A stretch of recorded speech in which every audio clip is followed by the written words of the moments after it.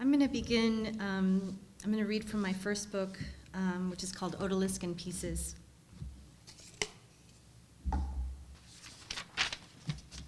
Finding the Lark. 1. Our house of quiet restraint had so few gifts in it. My mother lived quiet as a ring in a velvet box. I wrote a poem about my father turning into a planet, of being that planet's anxious satellite rising from its orbit into the atmosphere. In the poems, I burned down our modest house.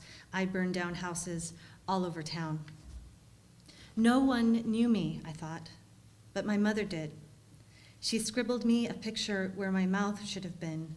She explained longing and offered me salves, furs, cigarettes wrapped in linden leaves. 2. Every morning, a lark came to the front window that framed her. Arson is invention, sang the lark from her perch, pointing to where her silvery heart smoldered.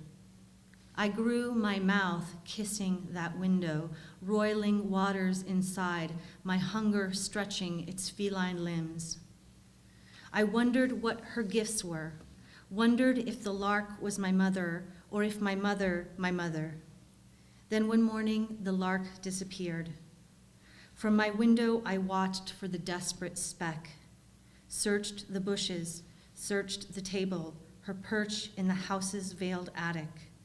The halo of smoke in the sky was dotted with birds, but they weren't the lark.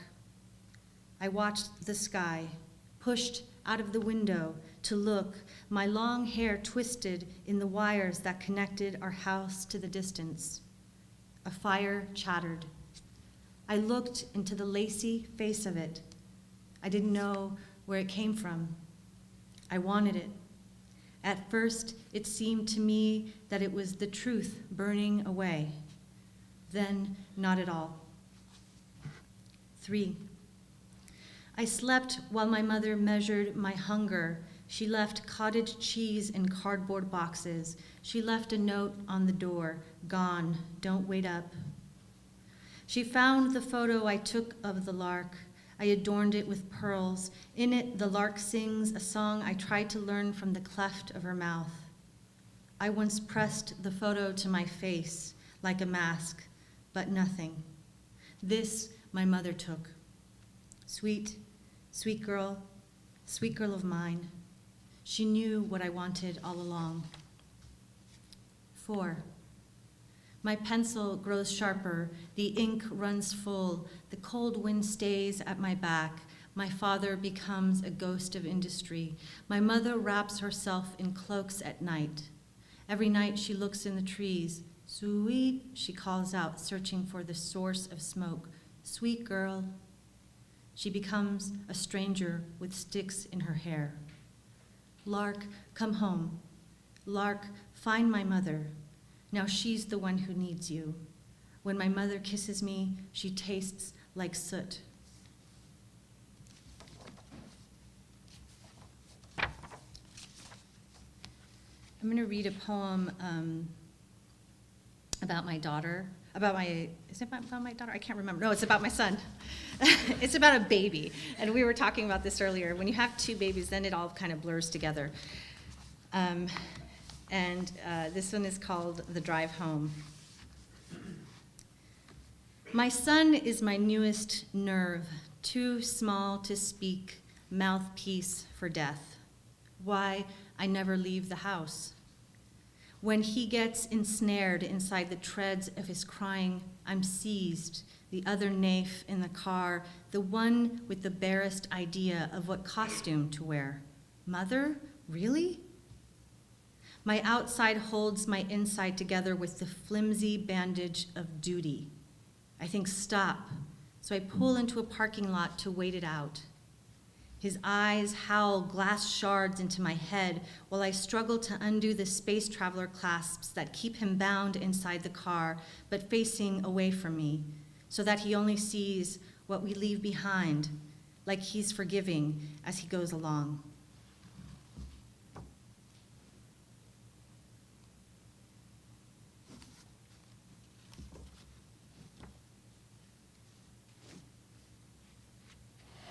Cities, I Still Love You. Where did the picture come from, someone says, feeling the signature of wings in her chest? The monument. We cleaned ourselves in its genesis and left it up because, come on, like it wasn't hollow, a spectacle not meant for the museums we start like families. Oh, this Pittsburgh, its hallucination of throwing a drink into the West's face. That's where I kept us.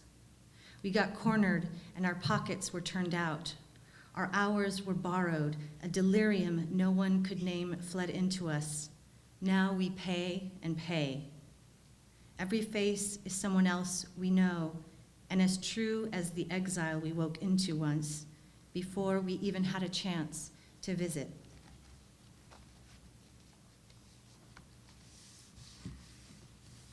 Photo of a girl on a beach.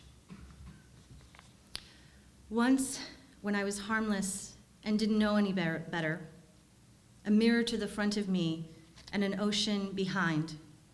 I lay wedged in the middle of daylight, paper doll thin, dreaming.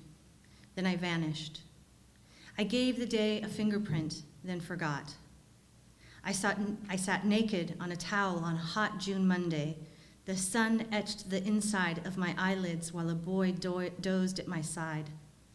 The smell of all oceans was around us, steamy salt, shell, and sweat, but I reached for the distant one.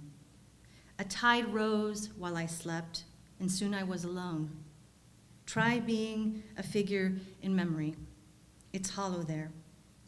For truth's sake, I'll say she was on a beach, and her eyes were closed. She was bare in the sand, long, and the hour took her bit by bit.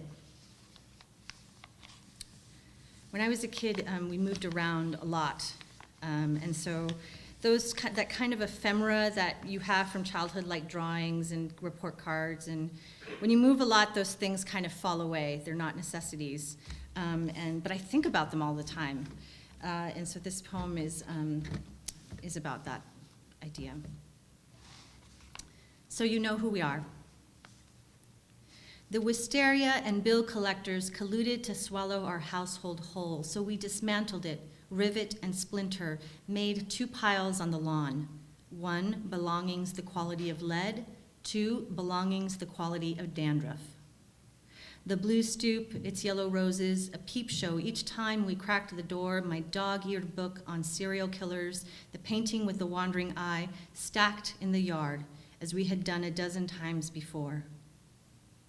My father insisted that staying was akin to calcifying. He hated geologic permanence buried in heaps under us. He buried his employ instead. My mother sewed nickels into her hem. We children were assigned the task of packing only the most relevant bits into milk crates stolen from the grocery store. The leave-behinds we picked over, a giant jar of buttons, a red satin jumpsuit, a doll with galaxies painted onto her eyes, strands and strands of hair. We wrote our names in tiny letters on the walls of our rooms to put down a trace of our stay.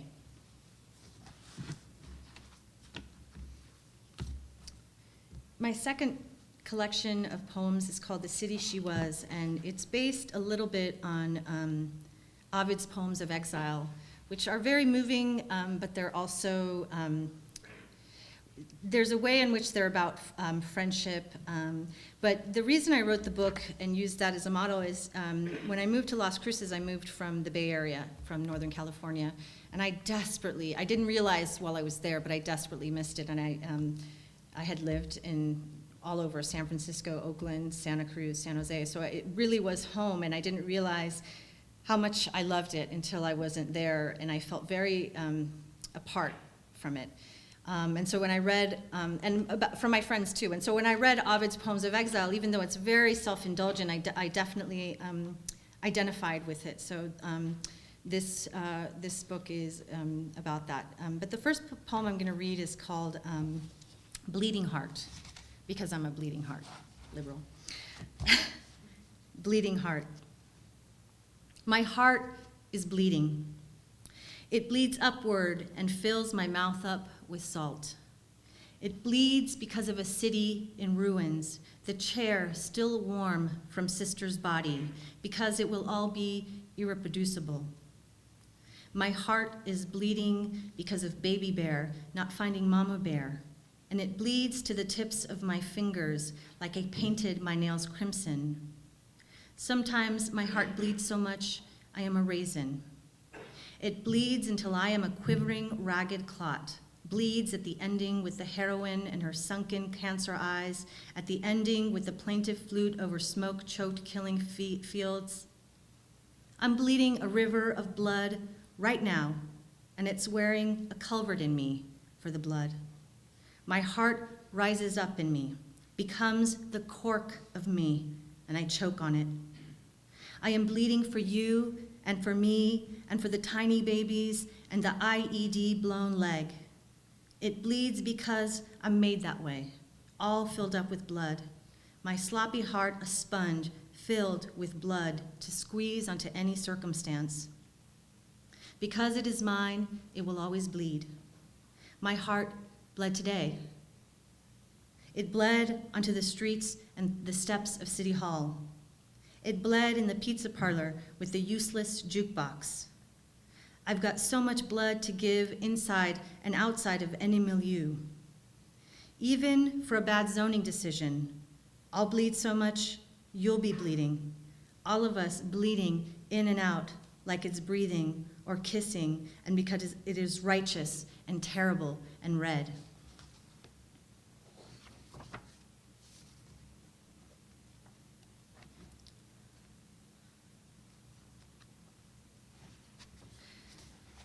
The endangered you.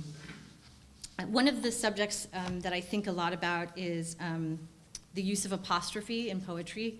I think a lot about the three players that are involved in a poem that uses apostrophe: the speaker, the listener, the eavesdropper, and the you, and the idea of the you having absence and presence at the same time.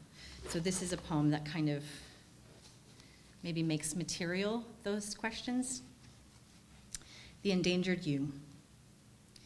Because the you slipped from me like a bead of mercury. Sometimes it was a big you with long gray hair, and other times it was a young man with a curl on his forehead, a vicious girl in a bathtub. The you had burrs that made my hands alive with small tears, but I kept it around, hoping someday I would learn how to use it, except I was lazy, and I never did. My you, your insistent voice becomes the scrolling windows. I lent it to a friend, and she used it a lot more than I did for letters and speeches. After a while, I would come to her house, and the you was a little more afraid than the last time. We pretended for a while that she would be giving it back, but we both knew that it wasn't mine anymore. Sometimes I actually got jealous and wished I had a you until I remembered how I had had one and neglected it. One day, after a few glasses of wine, I told her I had no need for it and that she could keep it. After a few more glasses, I told her that I did miss it a great deal and I took it back from her. After that night, she stopped calling me and answering my emails. I sentimentalized the you because to say you is warming. The you is irrelevant, but still always within reach because I seldom do things without an audience. When I actually have it in my hand, after leaving it under a pile of bills or laundry, the you looks at me with indifference.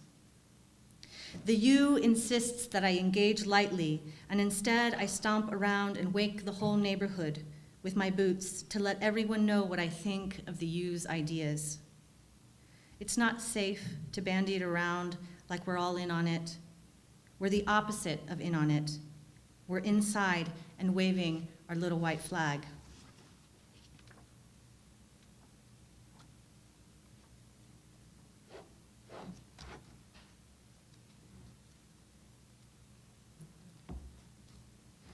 I'm going to read from my third collection. The title that Michelle mentioned, my mother, she killed me, my father, she ate me, is actually a line from a very amazing fairy tale called The Juniper Tree. I don't know if you all know that story, but One of my big interests is folklore and fairy tales. So the book Goodbye Flicker is the idea is that this young woman, this young girl, appropriates all of these fairy tales and turns them into texts that she can use to understand her world, which is different than obviously than the context of folklore. And the book is influenced by both John Berriman's Dream Songs and The Descent of Alette by Alice Notley. I'm going to read the first poem. We shall now hear what happened. Once, for a moment, once there came one day, a king, a tailor, princess, the fisherman's wife, shepherdess, a girl, poor, lazy, clever, long and golden, hands like milk, like silk, stout and kind, true and faithful, she floated, that she was dreamt of, cross, clever, daughter of, wife to, sister, witch, miller, farmer, tailor, very fine indeed, good at heart, in tiny cottage, the larder, the edge, the under, the in-between, and beyond. Sister, mule, nanny, who loved her best, nightingale, swallow, swineherd, who envied her, who sent her to, that she became, in the deep, deep, as she had a, because she was to take, to draw, to find, left there, into the deep, deep, over in the corner of, far inside, one day, on an errand, to the seashore, the king's, to her nana's, for bread, left there, of, as promise, loss, debt, worry, at once, in the forest, on the path, pins, needles, trees around her, sinister, stones, roses, egg, slipper, basket, teapot, farthings, a bottle of wine, found and kept it, hid it, stole it, gave it away, an old crone, bitter, a stepmother, a sister, mine, 3 things, 3 times, 7 ways, 4 trolls, 12 sticks, and so on, and so then, a bone, a secret. The stone sang, a mouse, a mirror, a charm gave her later, counting, praying, and then across the hills, riding horses, carrying a box, a shoe, a cloud, 3 wishes, 1 kiss, a last prayer, 1 cage. The song she'd sing all, she thought, she prayed, begged and reasoned, she saw, she cut. This is, it's called Backstory, I think, self-evident. The plot. An owl-faced girl with a loud family engage in numbskull search for deliverance from dreary sack of it, a little something for the mind. They try to cheap down food, the specter of such drudgeries like housecoats and wick, too heavy, yet she a pearl, a rarest thing. The owl-faced girl's got her eye on the curved security mirror, makes her wide. She sees the unfolding of the store, everyone slowly in search, fingers brush against cans, paws over shortcake, desire everywhere, so giant. Desire, a door in the security mirror, rimmed in black, shadowy like a carny. Desire, her eyes flashed. She'd go in, but not in, leave and not leave. No one would know, she reasoned. The physical way, goosebumps. The soul way, this one came from a line of dreamers. Her mother to marry Paul Anka. Her father, riches, no work. Blots out the obvious, scene by scene, like whiting out. She vanishes into her hands and gets vanished. One of the reasons I wrote this book is my mom, who was an amazing, funny person, loved fairy tales, but she would completely change them and make them really funny, and they would be about work, or she waited tables and she cleaned houses, so she just made them. She made them her own, and very early age, she made me realize I could make them my own. So this poem is, in a way, about my mom. The other thing is, if you've ever worked in a restaurant, the clothes have this particular smell. Doesn't matter, it's like old grease.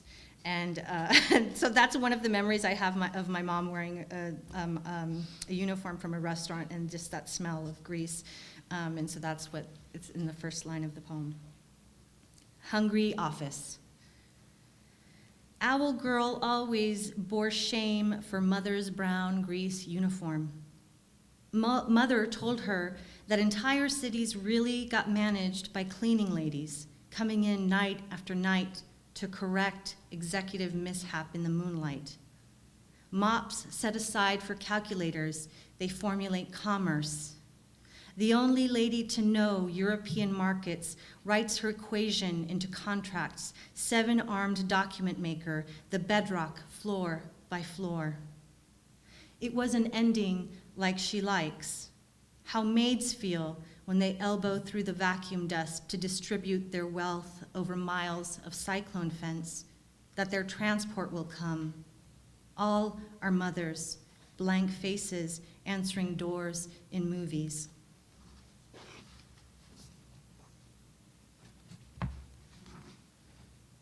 Catastrophic dreaming. Her bedroom is pubescent chinoiserie, thrift shop silk slipper, and the ceramic madams all parasoled. She was on the verge of a massive unspindle, but would she be a pursuit or the ritual of splitting yolk from the white? She detaches from the seducing marrow when vanishing is tremor to very foundation that only she feels. Memorize this because it's fable cloud, rainbow or thorn or torch song or hope face. Sometimes she cultivates legitimate and other times fantasy pastelling. Her rough-hewn middle class encroaches into her. The perimeters of her father, the snowman, seeps into the carpet. If she could, she would. Cocorococo paloma. She separates the truth of harm from woods. The dream of a China pastoral clutters the shelf with its ladies.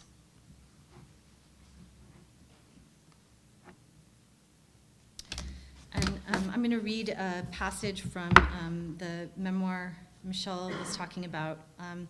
The book was written when I was pregnant with my daughter, who's now turning 7 in 2 days. So it's interesting to go back to this book.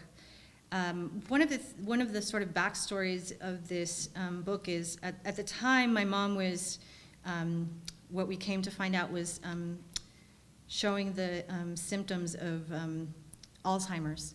And we suspected that was what was happening, but we were all in denial. And she was especially in denial, and she's told us that they found a benign brain tumor, and she kept telling us that that's what it was, she didn't have Alzheimer's. But when all of this was happening, I realized I didn't know her story. I knew the story that I had about her, but I didn't know who she was. And I realized that I had this amazing gift of being able to write a story that, if my daughter is ever interested in knowing anything about me, although I'm sure children's writers don't care, they have it, so they don't want it. So this is an attempt to do that, and I think I'll kind of play it by ear. I'll just read this section. So this section is me swimming, which was something I did a lot. I haven't done it in a while, but it's a very wonderful thing to do. I love to swim. We'll remember this is my daughter's first summer point of reference for future summers. We go to the university swimming pool, the pool I love because of all of the public mothering. I'll remember the way my husband left her in the sun too long, her face made lovely and pink, also my first scare for her life.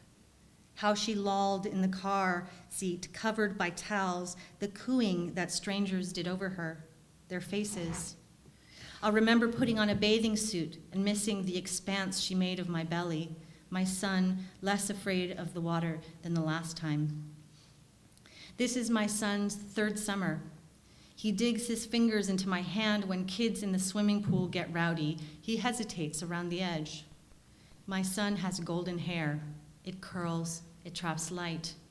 I look like the nanny with my mother's olive skin, black hair. In my lap, he's my prize. It's personality. He is tentative around slides, rides, and boisterous children. He has his own brand of wildness. He doesn't like to be bothered by other children's conception of play. He's acting out the stories in his head, complete with voices, anthropomorphizer of napkins. In the pool, my body floats, and I allow in all the ideas I miss about myself. A flossy rope ties me to myself, a leash, heavenly mother. In the swimming pool, I am a child making angels in the snow. Other mothers swim in the pool with their children, many of the mothers older.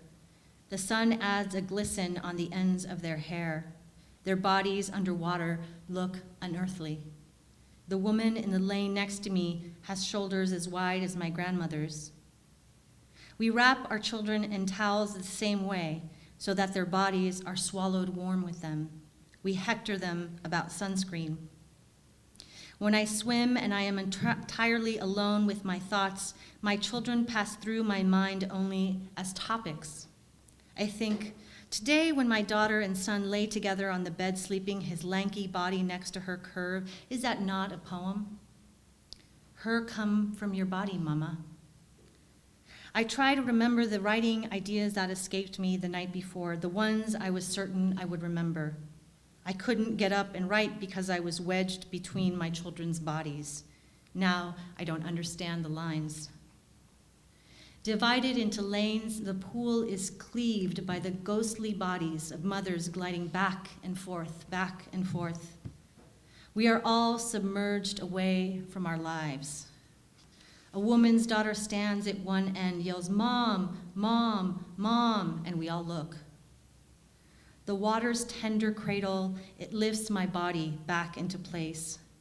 I hear sounds like my daughter must have made just 2 months ago. The mothers at the pool slick with water, they appear emergent. Tired of thinking of poems, I plan her college years, her wedding. I invent her a big loft apartment in New York. I'm swimming for blankness, but it doesn't come. Out of the pool, immediately back into it, my daughter pushes her head into my wet body. I want to hold myself to you, but you are myself. She's hungry, and it's late in the day. She is lovely with her heart breaking. She takes no notice of me, what I think of me, just my body.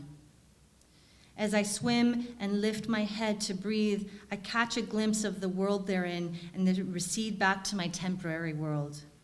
Motherhood as pastoral, motherhood as transcendence, laden with immanence, motherhood as tenancy. My husband walks the length of the pool as I swim it to meet me at each end, my daughter's big imploring eyes. I ask him to stop. I sit and talk to a beautiful woman about mothering. I tell her of looking at my daughter's face for beauty, something I didn't do with my son. I remind myself to look for strength, for intelligence in my daughter's face. The beautiful woman asks why. The beautiful woman speaks of being occupied by the thought of pregnancy and asks if it's strange to have something so big in you, so living. I am reminded of how gradual the occupation was and thinking this was biology's way of adapting a mother's body to its eventual split. The beautiful woman has never been pregnant, wants children. I tell her she would be a good mother. We can all of us only try to be good mothers, I tell her. I felt occupied, I tell her, when my daughter's presence gave me heartburn, when I couldn't sleep. I couldn't explain how it felt like my body had been finished. That would have been sentimental. It'll change everything, I say instead, but in a good way. I hope she has children. I hope it goes like it went for me. Every girl here, the future age of my daughter. Every boy, the lean body of my son. I hate to live so much in the future, but it obsesses me that they will discover literature, that they will have political leanings, that their bodies might have scars on them, a series of futures. I will them past my end, rattle my bones like their charms. Back in the water for one last swim. My mother can't swim. I feel proud when I tell her I've gone swimming. She's afraid of the water, its depth. She's afraid of my going far down into the water, going away. I tell her about the swimming back and forth, and her fear breaks the day into pieces. She's making a day and night of it. When I was a child, I was terrified of the water, but swam anyway. My cousin lived in an apartment building, and we'd swim in the pool at night, the lights casting our twisted shadows against the wall. I never closed my eyes. One night, the lights blinked out, a timer, who knows? I called out, "Mommy, Mommy," like she might save me. She came to the edge of the pool, kicked off her shoes. She would have drowned. She would have saved me and drowned trying, just for my fear of the dark water, its lascivious lapping against the wall. I go swimming for her and against her. I go swimming to take her into the deep water in my heart. I swim as her. Thank you.